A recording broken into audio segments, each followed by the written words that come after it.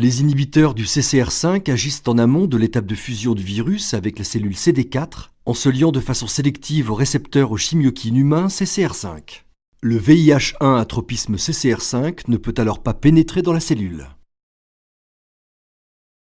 Les inhibiteurs de la fusion agissent en amont de l'étape de fusion du virus avec la cellule CD4.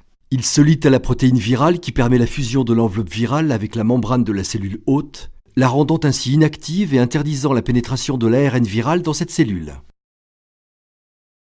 L'Organisation mondiale de la santé a mis au point un système de classification des stades cliniques liés au VIH qui met en exergue les symptômes et l'échelle d'activité du malade en fonction de chaque stade. Le stade 1 correspond à une échelle d'activité de grade 1. À ce stade, le patient est asymptomatique. Son activité est normale. Le stade 2 correspond à une échelle d'activité de grade 2.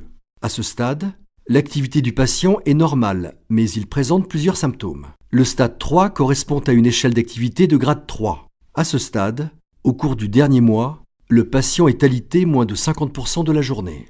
Le stade 4 correspond à une échelle d'activité de grade 4. C'est le stade SIDA, pendant lequel le patient est alité plus de 50% de la journée au cours du dernier mois.